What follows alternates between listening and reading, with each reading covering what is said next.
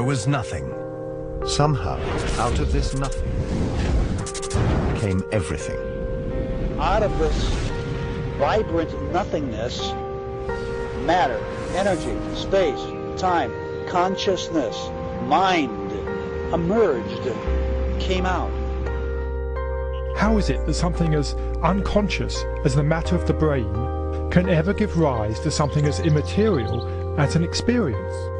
If you want to see fear in a quantum physicist's eyes, just mention the words, the measurement problem. The measurement problem is this: an atom only appears in a particular place if you measure it. In other words, an atom is spread out all over the place until a conscious observer decides to look at it. So the act of measurement or observation creates the entire universe. Only conscious beings can be observers, then we're intimately hooked into the very existence of reality. Without us, there would just be this expanding superposition of possibilities with nothing definite ever actually happening.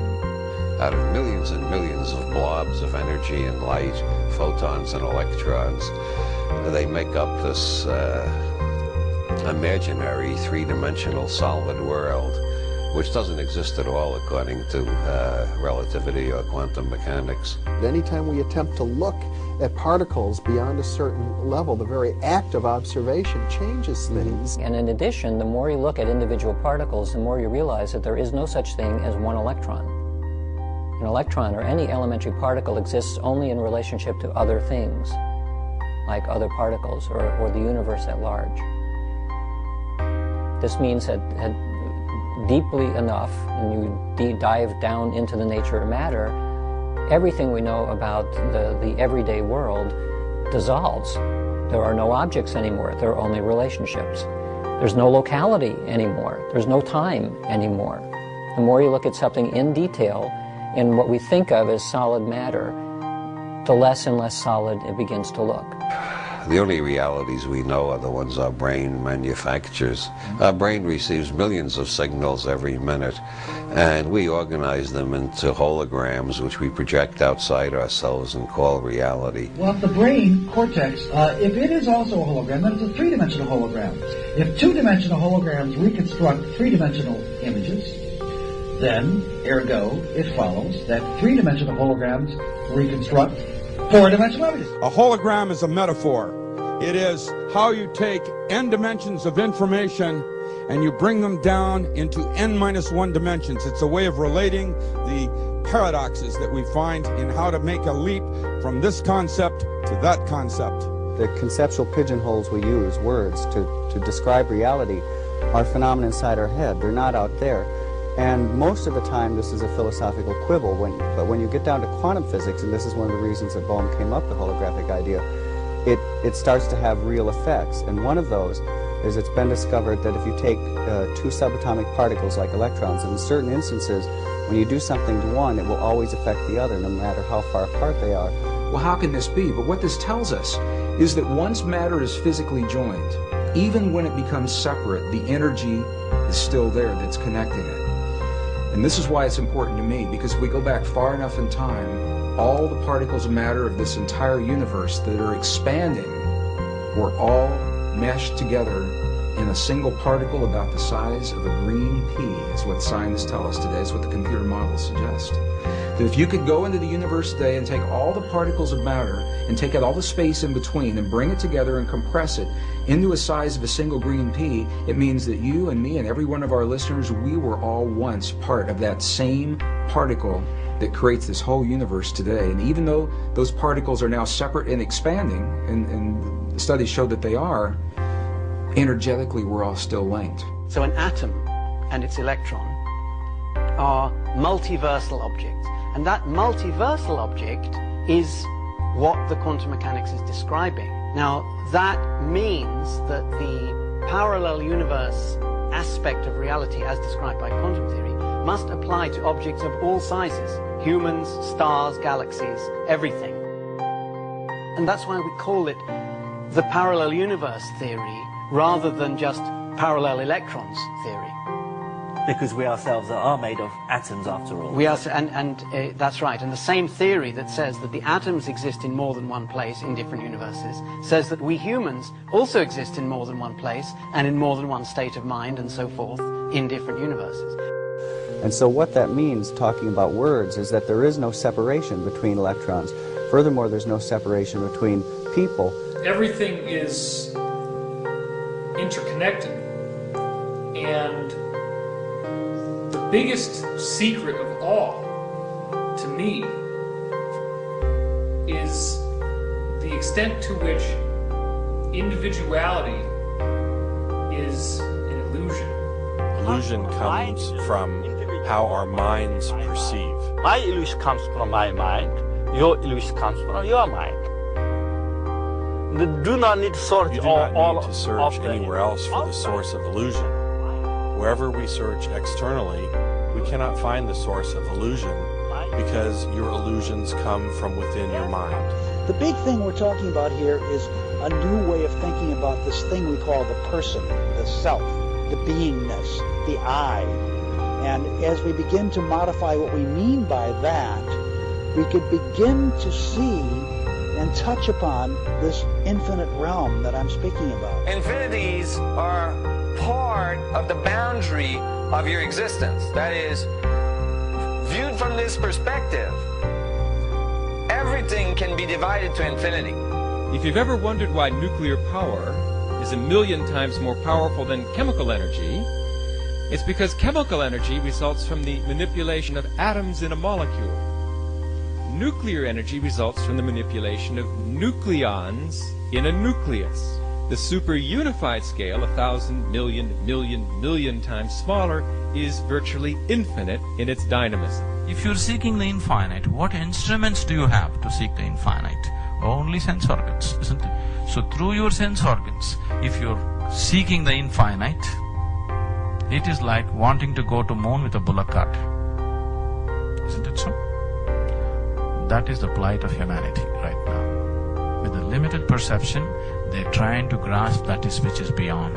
So we try to perceive at the ultimate level of reality, and we search for any kind of method. For example, new technology, atomic power, etc. But search as we might, we cannot perceive the ultimate level of reality using these mechanisms. The ultimate level of reality is fundamentally empty We cannot find and not observable using these scientific methods.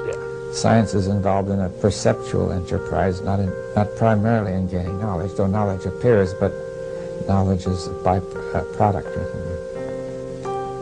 And by understanding the thing, you can coherently, then our contact with it, as long as it is coherent, it shows that our understanding is correct. You see, we must distinguish between correct appearances and incorrect appearances or illusory. Your appearance now is what we call residual self-image. It is the mental projection of your digital self. This isn't real. What is real? How do you define real?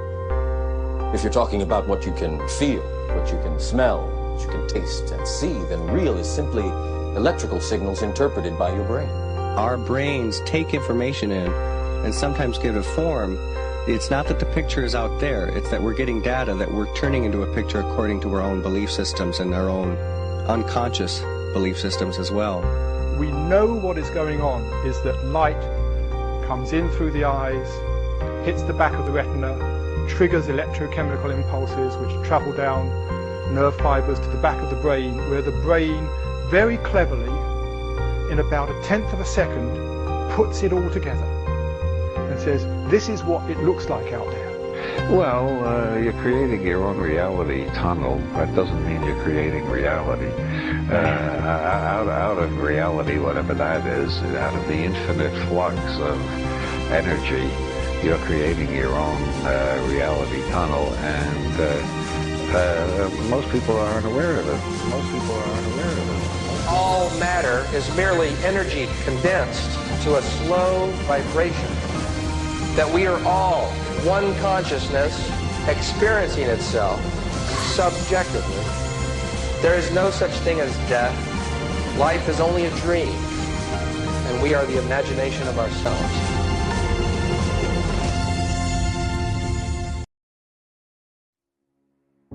So the relationship between the organism and the environment is transactional.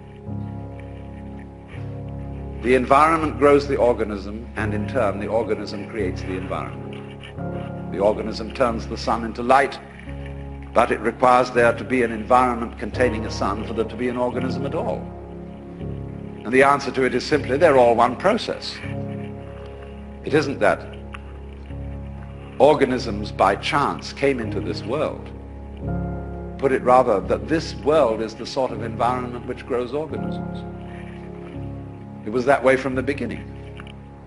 Just in the same way, the organisms may in time have arrived in the scene or out of the scene later than the beginning of the scene. But from the moment it went bang in the beginning, that's the way it started.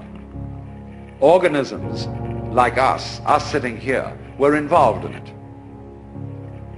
You see, look here, let's take the propagation of an electric current. Although in the development of any physical system, there may be billions of years between the creation of the most primitive form of energy and then the arrival of intelligent life. That billions of years is just the same thing as the trip of the current round the wire. It takes a little time. But it's already implied. It takes time for an acorn to turn into an oak. But the oak is already implied in the acorn. So in any lump of rock floating about in space, there is implicit human intelligence. Sometime, somehow, somewhere. They all go together. So don't differentiate yourself and stand off against this and say, I am a living organism in a world made of a lot of dead junk, rocks and stuff. It all goes together. Those rocks are just as much you as your fingernails. You need rocks. What are you going to stand on? Our common sense has been rigged, you see, so that we feel strangers and aliens in this world. And this is terribly plausible. Simply because it's what we're used to. That's the only reason. But when you really start questioning this, say, is that the way I have to assume life is? I know everybody does, but does that make it true? It doesn't necessarily. It ain't necessarily so. And so then as you question this basic assumption that underlies our culture, you find you get a new kind of common sense. It becomes absolutely obvious to you that you are continuous with the universe. For example, people used to believe that the people who lived in the Antipodes would fall off. And that was scary. But then when somebody sailed around the world, and we all got used to it, and now we travel around in jet planes and everything, we have no problem about feeling that the Earth is globular. None whatever. We got used to it. Well, in a few years, it will be a matter of common sense to very many people that they're one with the universe. It'll be so simple. And then maybe, if that happens, we shall be in a position to handle our technology with more sense. With love instead of with hate for our environment.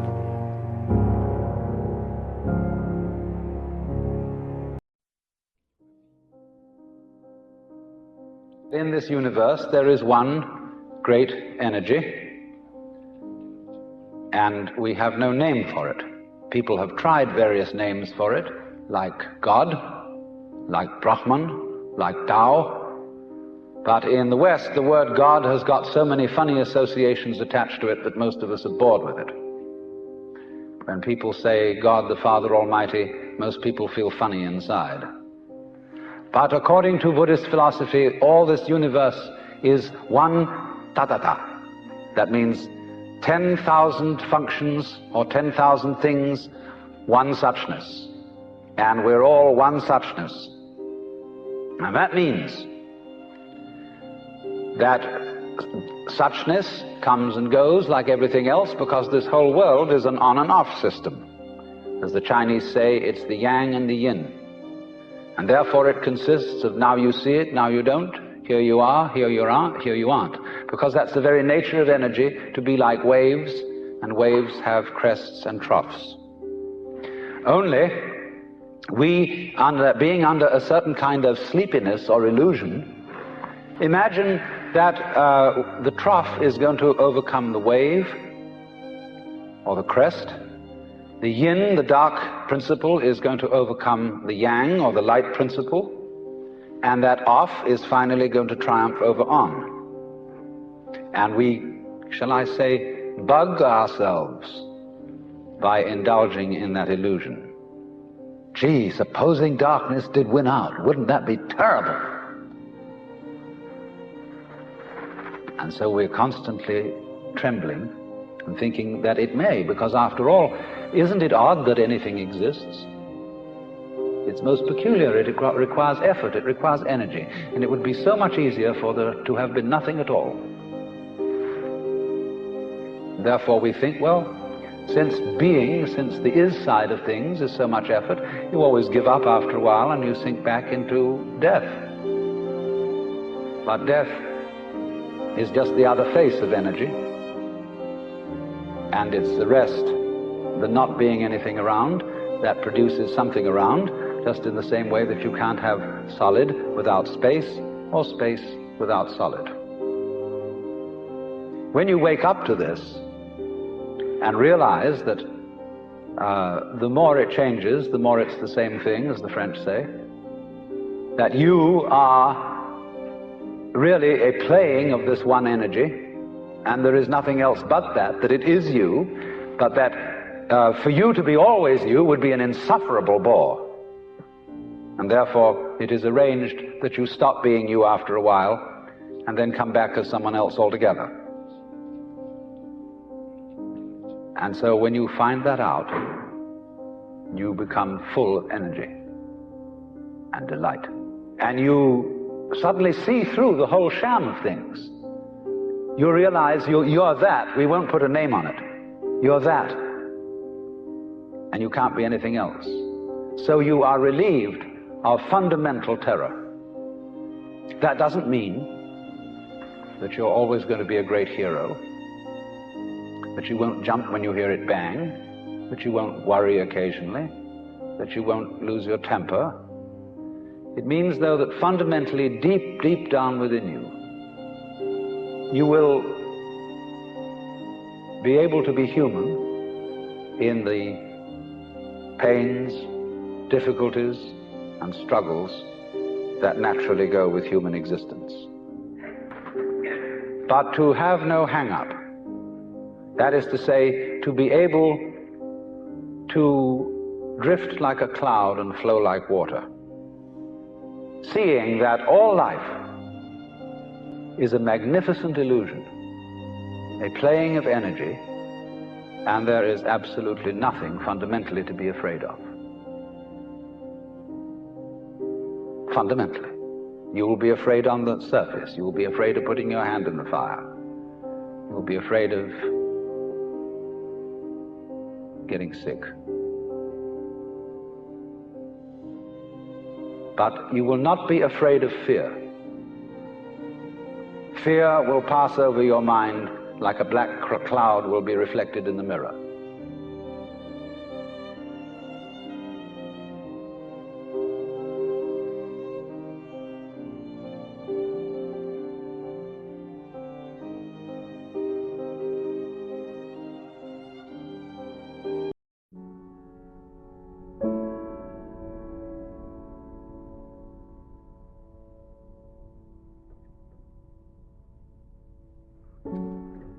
If you awaken from this illusion,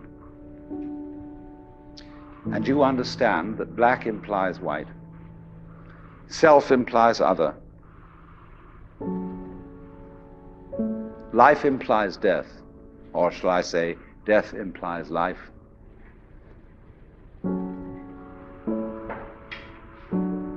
you can feel yourself, not as a stranger in the world, not as something here on probation, not as something that has arrived here by fluke, but you can begin to feel your own existence as absolutely fundamental. I'm not trying to sell you on this idea in the sense of converting you to it. I want you to play with it. I want you to think of its possibilities. I'm not trying to prove it. I'm just putting it forward as a possibility of life to think about. So then, let's suppose that you were able every night to dream any dream you wanted to dream. And that you could, for example, have the power within one night to dream 75 years of time, or any length of time you wanted to have. And you would naturally, as you began on this adventure of dreams, you would fulfill all your wishes. You would have every kind of pleasure you could conceive.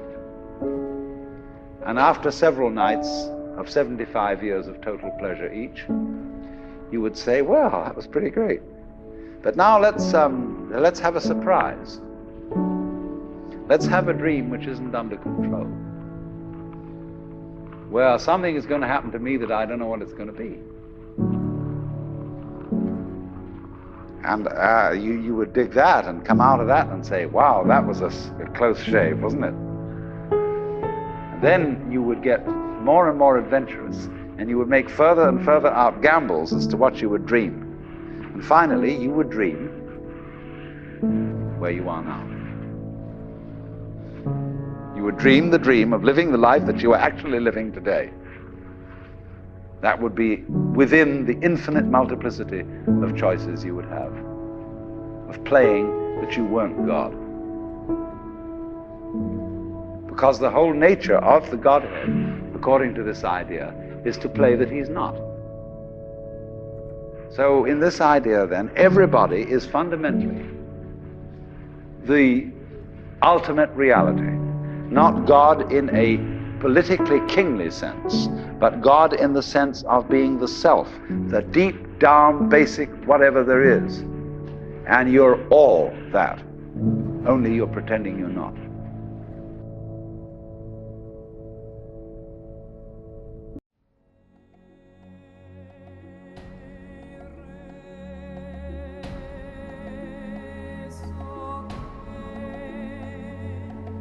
We're not exactly sure with this fuzzy line between consciousness and unconsciousness. I'm thinking that this whole thing might be someone's imagination. It might be your imagination. It might be... What is real? How do you define real? It is a deeper question altogether, which is, what do you desire? What makes you itch? What sort of a situation would you like? But what you call the external world is as much you as your own body. Your skin doesn't separate you from the world. It's a bridge through which the external world flows into you. And you flow into it.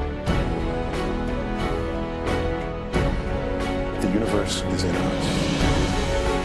What is your motive for action? What is it that drives you in your life today, not 10 years ago, or are you running the same pattern? He said, when you want to succeed as bad as you want to breathe, then you'll be successful.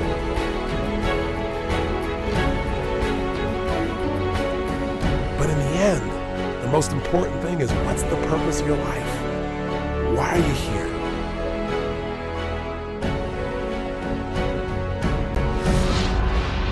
Purpose of the goal is what it makes of us as people, who we become.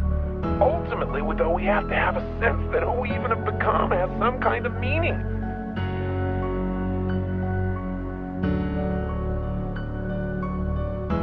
Now, in our culture, we've been trained for individual differences to stand out. So you look at each person, immediately it is brighter, dumber, older, younger, richer, poorer, and we make all these dimensional distinctions, put them in categories and treat them that way. And we get so that we only see others as separate from ourselves in the ways in which they're separate. And one of the dramatic characteristics of experience is being with another person and suddenly seeing the ways in which they are like you, not different from you. And experiencing the fact that which is essence in you and which is essence in me is indeed one. The understanding that there is no other. It is all one. How are we going to keep building nuclear weapons? You know what I mean? What's going to happen to the arms industry when we realize we're all one?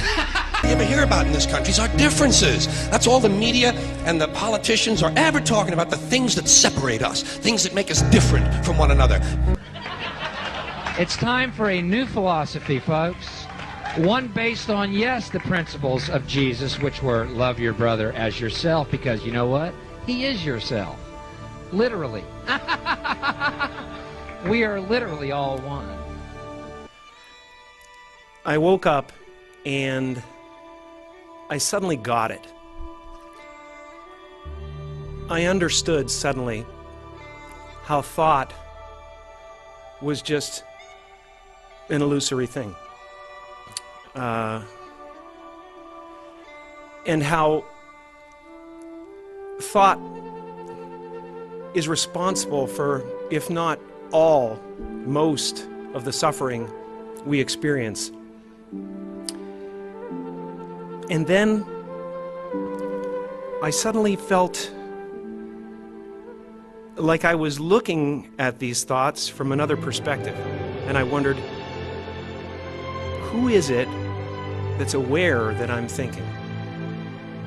And suddenly I was thrown into this expansive, amazing feeling of freedom from myself, from my problems. I saw that I was bigger than what I do. I was bigger than my body. I was everything and everyone. I was no longer a fragment of the universe. I was the universe. And ever since that day, I've been trying to get back there.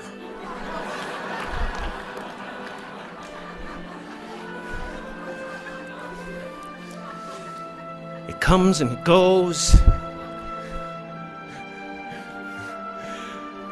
It's like riding a wave. Sometimes I'm on, sometimes I'm off. And we are all one thing. It really is true.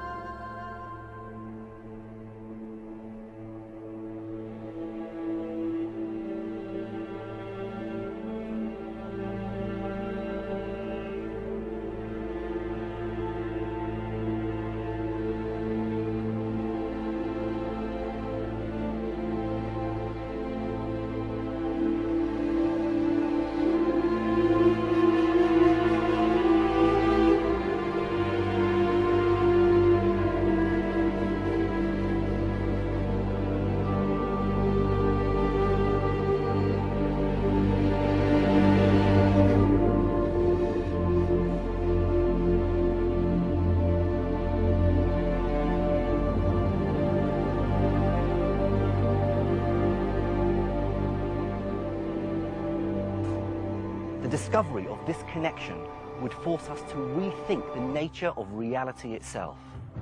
The world we think we know, the solid, reassuring world of our senses, turns out to be just a tiny sliver of an infinitely weirder, more wonderful universe than we could have ever conceived of in our wildest fantasies.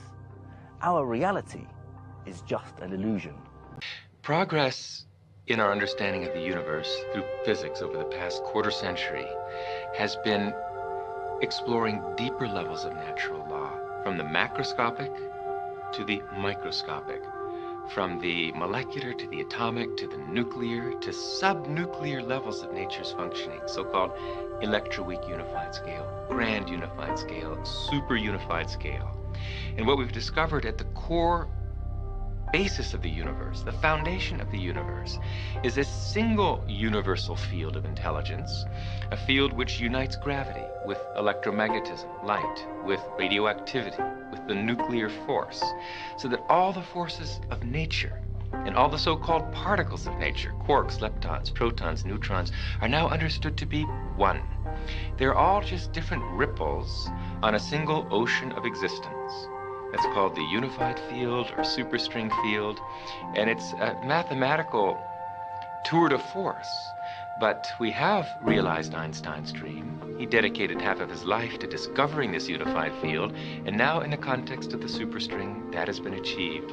So unified field theories based on the superstring identify a single universal field of intelligence, an ocean of existence, at the basis of everything, mind and matter. And all the so-called particles of the universe, the forces in our universe, everything in the universe are just ripples on that ocean of existence. That's the unified field. And that field is a non-material field. It is ultimately the field of consciousness. And all our separate consciousness, wherever there's consciousness, is merely consciousness by virtue of the fact that my consciousness, your consciousness, are ultimately that. Everything in the universe is really nothing but that. Planets, trees, people, animals, we're all just waves of vibration of this underlying unified superstring field. We are really united at our core. And ultimately the understanding that's emerging will be that there is only one consciousness in this room. And it is you. And it is me. And that is each and every one of us. We individualize our consciousness through the filter of our nervous system. But the consciousness itself, our very inner subjectivity, the self in the big sense, that is universal. And knowing that, knowing it through experience, is called enlightenment, and has been called enlightenment through the ages. It sounds like you're going down through the physical realms, leptons, smaller, and you're saying at the base, it's not solid, it's intelligence. Why do you use the word intelligence? That is a very brilliant question. What you're saying really reflects a bias that all of us share. Everyone who's grown up in the scientific world is used to the concept that we're living in a material universe, an inert universe, a universe of dead matter. And because of that, it's difficult instinctively to grasp that we're not really living in a dead universe, that the universe is overwhelmingly conscious at its basis. See, what we have seen and studied for 300 years of classical physics is what we call billiard ball mechanics, macroscopic physics, classical physics, the physics of billiard balls, cannonballs, and planets. But quantum mechanics, even at the molecular level, let alone atomic, nuclear, subnuclear, in the realm of quantum mechanics, the idea of particle is replaced by the idea of wave function. And what is a wave function? Technically, it's a vector in a linear space. But what's a vector in a linear space? What's it made of? What's the substance of nature? Well, a wave function, a vector in a linear space, is made of the same stuff thoughts are made of. We're really living in a thought universe, a conceptual universe. Quantum mechanics is just the play and display of potentiality. So the point I'm making is the deeper you go in the structure of natural law, the less material, the less inert, the less dead the universe is, the more alive, the more conscious the universe becomes. Then when you get to the foundation of the universe, the unified field or superstring field, it's simply a field of pure being, pure intelligence. Intelligence because it's the fountainhead of all the laws of nature, all the fundamental forces, all the fundamental particles, all the laws governing life at every level of the universe have their unified source in the unified field. That makes the unified field the most concentrated field of intelligence in nature. Non-material, dynamic, self-aware intelligence. Those are the properties of the unified field. But when you have to ask the question, waves of what, really? What is the field that is waving? Is it the ocean? No, it's a universal ocean, an ocean of pure potentiality, an ocean of abstract potential existence. We call it the unified field, or superstring field. And that's what we're made of. So, as you said, the tighter physics have tried to grasp onto physical reality, to understand what it's really made of. What are the core building blocks of life, at the basis of it all? Life, the universe, slips through your fingers, and you come up with something that's increasingly abstract to come to the realm of pure abstraction. And that's what the unified field is. It's pure abstract potential, pure abstract being, pure abstract self-aware consciousness, which rises in waves of vibration to give rise to the particles, the people, everything we see in the vast universe. That was great. I got goosebumps on that one. So it may take a generation, unfortunately, it may take a generation. Now that simple techniques, universal, non-sectarian, scientifically verified techniques exist to gain enlightenment, it still may take a generation before these life-saving technologies to develop consciousness are reintroduced into education. You said non-sectarian. Does that mean like non-religious? Is that what you mean by that? The experience of pure consciousness really transcends any one religion or any one philosophy. It's as scientific as it is religious. It is, after all, a state of functioning of the brain, maximally expanded comprehension. It's the direct subjective experience of the scientifically discovered unified field of all the laws of nature. Is that religious? Perhaps, but it's scientific too. So there's no reason that it should be disbarred from education. Otherwise, we're going to get the same old result. 5% development of our mental potential, another generation of war and terrorism and human cruelty. And that'll go on forever until the experience of life's essential unity is bestowed and the brain is properly developed. It's that one aspect of our experience that has been with us since childhood. Although our beliefs have changed, our friends have changed, our bodies have changed, typically for the worse, that one thing that gives that continuity to our experience day by day, that's our consciousness. It's our subjectivity. It's the Atman, the self. And that self, which is the same for you as for me, ultimately, is this unified field discovered by science, which is essentially the creator of the universe. That is our authority. That's our dignity. If we only knew ourselves, we would rush to experience higher states of consciousness, where that experience of our unbounded subjectivity is never lost, even during the depths of sleep. The deepest level of truth uncovered by science and by philosophy is the fundamental truth of unity. At that deepest subnuclear level of our reality, you and I are literally one. The interesting thing about the positive and the negative are that we're learning through biochemical exploration and engineering. There are enzymes in the brain that release different endorphins into your brain as a result of the way that you think. A person who thinks a positive thought is not just saying, oh goody, I'm just thinking positive thoughts. They are affecting the chemistry of their body. And when you look at things like schizophrenia and some of the least understood of the mental illnesses, we say, yes, there's chemical imbalances there. And the scientists all get together and say, yeah, it's chemistry. What are you talking about all this thinking stuff? If we can alter the chemistry, we can alter the disease. Of course, it's true. I buy it 100%, but it's only 50% of the battle. What causes the chemistry to change in a human being? What causes an ulcer?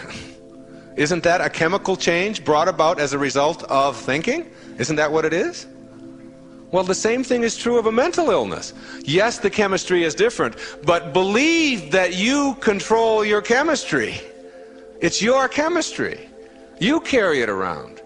It's yours. And every patient who I've ever worked with in the really severely disturbed realm still must understand that they're doing this to themselves. Yes, your chemistry is unbalanced, but don't believe that we're just going to put you on lithium, or we're just going to put you on this drug, and the drug is going to, for the rest of your life, do it. You've got to believe that you can, in fact, alter any chemistry within you through the way that you think. What do you think blood pressure going up when you're under pressure is about? It's a chemical change brought about through thought. What do you think hypnosis is? I mean, we use it in medical practice all the time. Dentists use it all the time. You put yourself into a different state. There's no chemistry. There's no drugs. You're not getting any anesthesia. You're putting your brain into what is called an alpha state. And in that state that you change through thought, which is everything. Remember, it's what you are. Thought is what you are. Thought is also what your husband is and what your children are. It's just your perceptions of them. That's all you get. You can't get to the process of what that human being is. You can only get to one level removed from the process and accept them for what they are in the process that they are. And when you put yourself into this state in a dentist chair, they can drill all day. They can do root canals. And you can think of just anything that you want to. And my dentist told me, Sid Weber, who used to be my dentist when I was living up here, told me that when he was undergoing training to learn this hypnotism, someone told him that he would give a post-hypnotic suggestion that his wedding ring was very hot and that he wouldn't be able to stand the heat of it, so that when that suggestion was given, his mind would go into this other state and he would have to take it off because it would be very uncomfortable. And he went through this thing, and then he mentioned the word, the hypnotic suggestion, and his fingers started getting very hot, and he couldn't get the ring off because it was swollen. And finally, after a lot of struggling, he got it off, and there was like a 3rd-degree burn around his finger. And this is a guy right here in town who's a practicing dentist. And the stories of the kinds of things that you can do through thought are not some magic boogaboo kind of thing.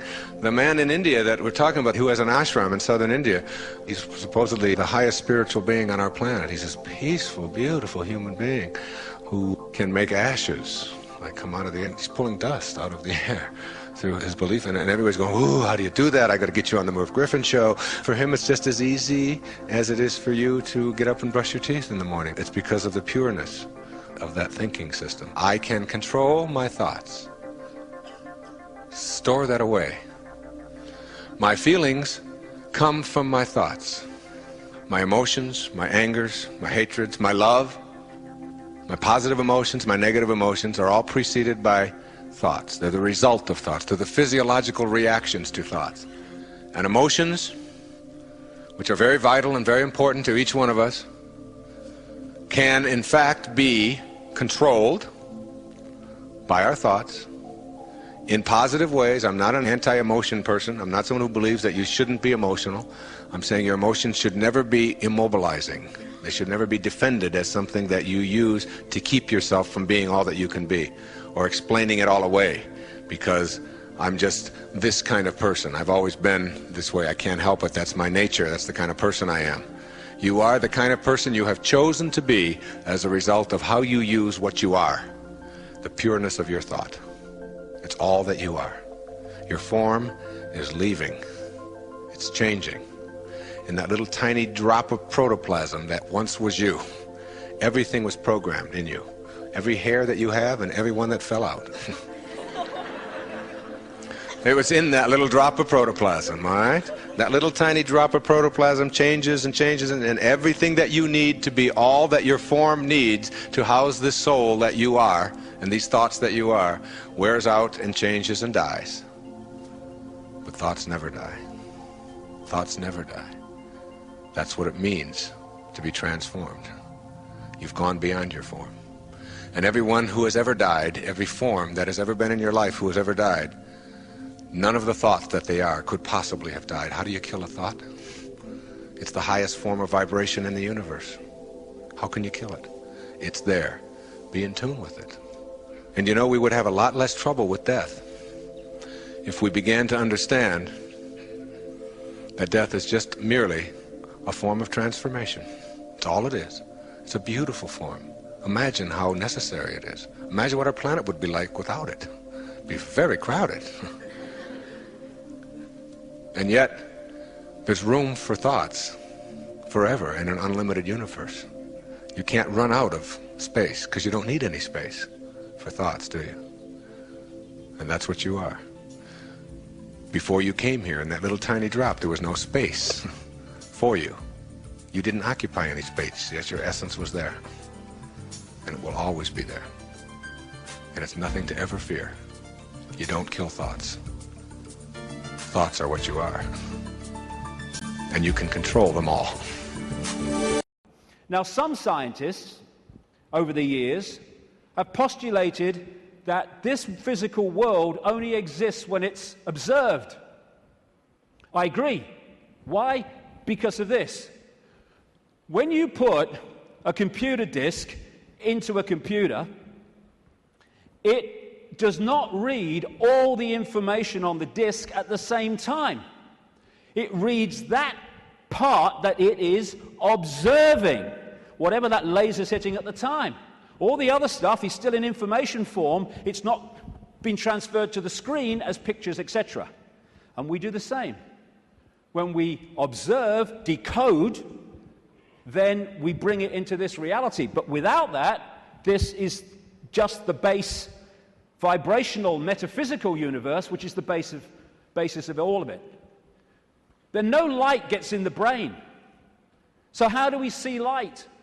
How can I look at that light and see it? No light ever gets in the brain because the brain's decoding information into that light.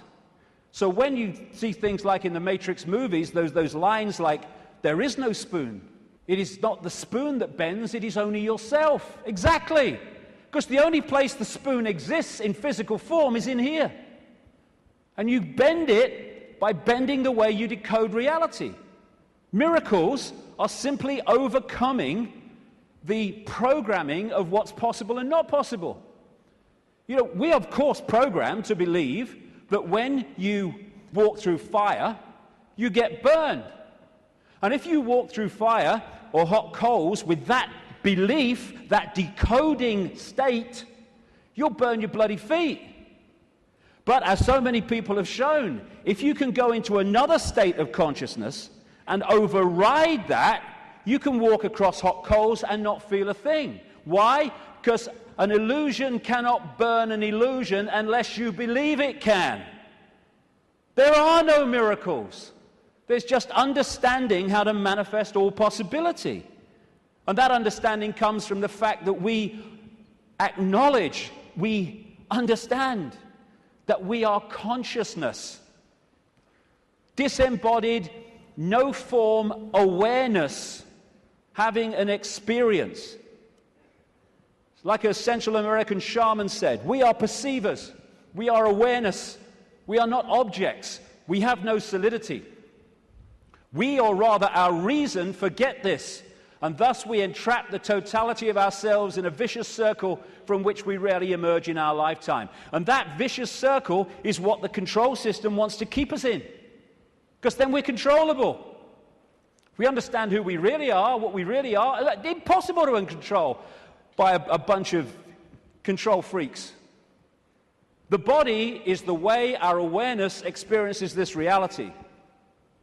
If I want to interact with this reality, which is a frequency range, I have to have an outer shell, we all do, that vibrates within this frequency range, because our consciousness is vibrating much too quickly. It's like radio 1 trying to make connection to radio 2. They're on different wavelengths. It's never going to happen.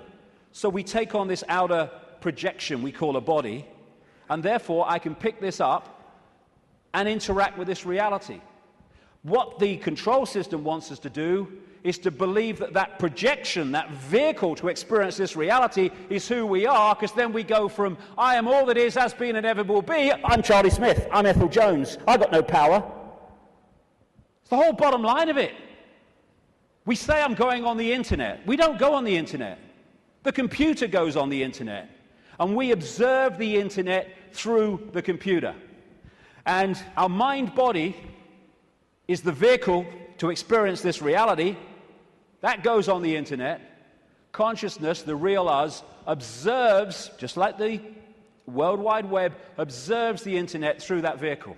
And like I say, the idea is to get us to think that we're that and not that. I had a vision when I was sitting in the bath a couple of years ago now, maybe. And I've asked my great friend, the brilliant Neil Haig, to knock this up from what I saw. I'm sitting in my bath, and I saw billowing energy, yellow, kind of white-yellow energy. And I took that immediately to be consciousness. Then an eye appeared in the energy, the consciousness, and then a telescope appeared. At the end of the telescope was this reality, the Earth, the solar system, whatever. The last movement was for the telescope to morph into a human body. And that was so profound in the sense of that's how it works. And because of the limitations of this focus, we see ourselves, if we don't stay in contact with that, in very limited terms. Death is just putting the telescope down. Well, I've had enough of that. Earth's a shitty place. Hello, all right, I'm back. You never went away. The computer's here. We are observing through the computer. And I want to make the difference, because this will go through the day, the difference between consciousness and what I call the mind. Everything is the same energy in the end, because it's just one unified awareness I call the infinite. But it takes different expressions. Consciousness is the ocean. All possibility, all that is, all awareness. And the mind is like a frozen, denser expression of that, and therefore has great, great limitations in terms of awareness and perception compared with that. And one of the reasons is to interact with this reality, which is much denser than consciousness, we have to have a denser conduit, which we call the mind-body. Therefore, it has to be more limited than consciousness itself. And I've only taken psychoactive drugs once, well, 1.5 times. The main one was in Peru when I took something called ayahuasca in 2003. And for 5 hours, I had this voice, as loud as mine is now, took female form, talking to me about the illusory nature of reality. And when I came back out to Britain, it happened in the Brazilian rainforest, I started following up names, dates, places type information, what I was told. And it was extraordinarily accurate. It's amazing that mainstream science has sussed most of this, but doesn't realize it as, because all the disciplines don't talk to each other. When you connect the dots, you realize they've already established that this is an illusion. But that doesn't go down well because it's too close to the truth.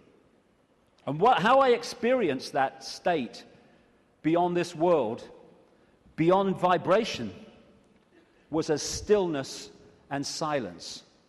And that's what all possibility is, the stillness and the silence. There was a great line that voice said to me when it was explaining the nature of reality. It said, if it vibrates, it's illusion. If it vibrates, it's illusion, because our core level is stillness and silence. I experienced that. Amazing feeling.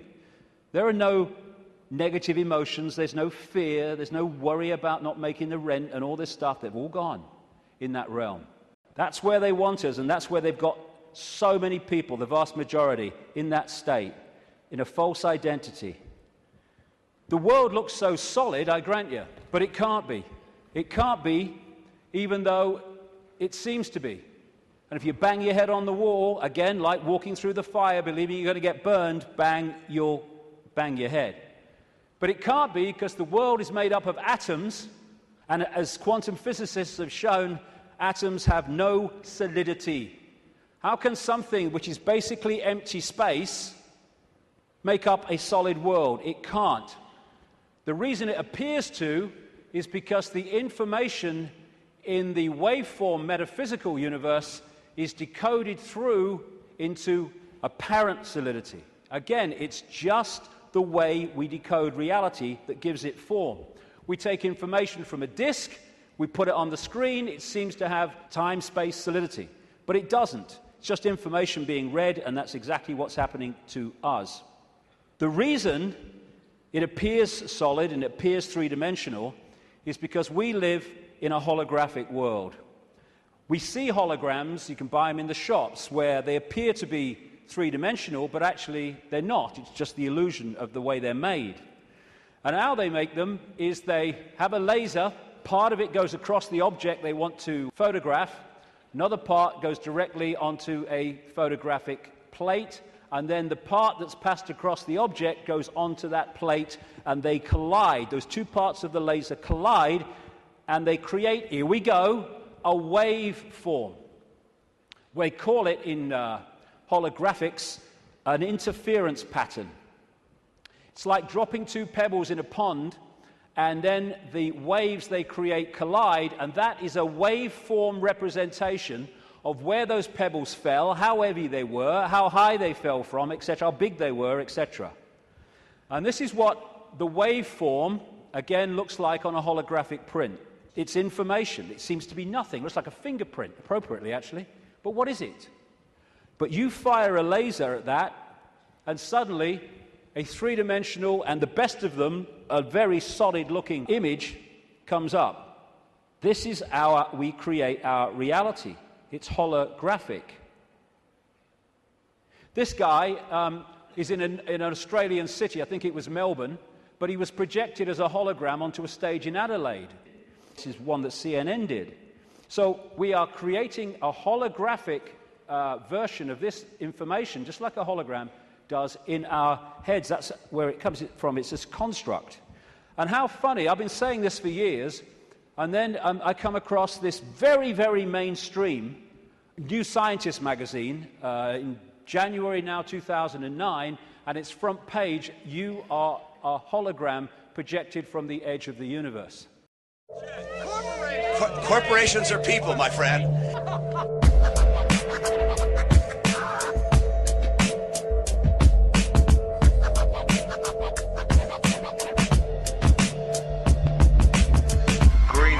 Hopping fences like a Palestinian. Predator drones will your family to oblivion. Dimensional doorways, my rap style comes through this. Trapped in the knowledge and the hologram of Judas. Outcast and vicious, terror plot to witness. False flag attacks leave him sleeping with the fishes. And Birdie Murdoch coming with the sod off. No longer in interest when that money supply's cut off.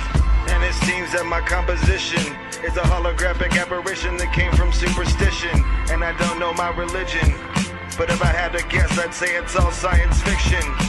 And if I was immune to you, you'd see through me and see through the aberration of what I knew. But nothing is sacred, and in the city of vaulted secrets, you'll never make it. Life's an illusion, a digital transmission of waveforms suspended in remission. The mind is a computer of dedication. The only way out is devastation. Life's an illusion. Corporations are people, my friend. Life's an illusion.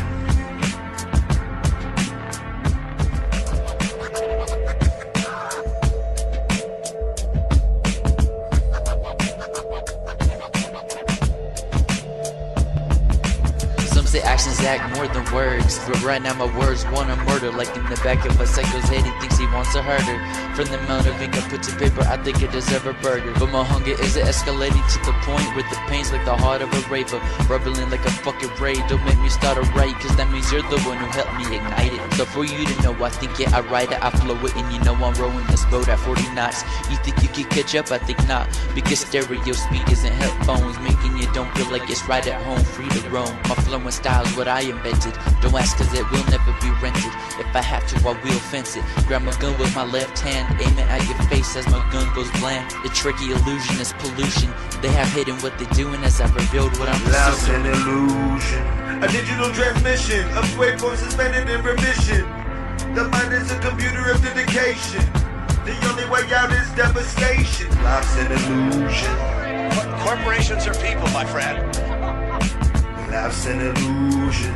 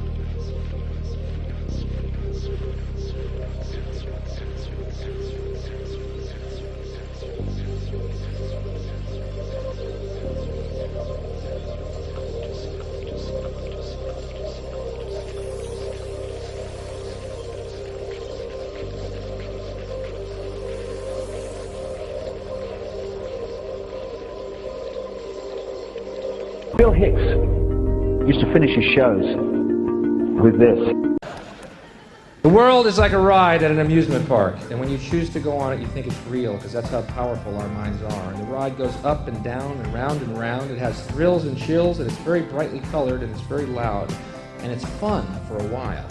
Some people have been on the ride for a long time, and they begin to question, is this real, or is this just a ride?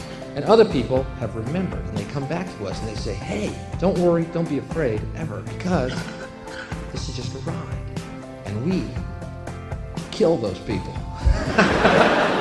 Shut him up. We have a lot invested in this ride. Shut him up.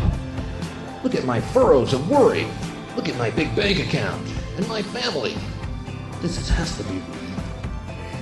It's just a ride.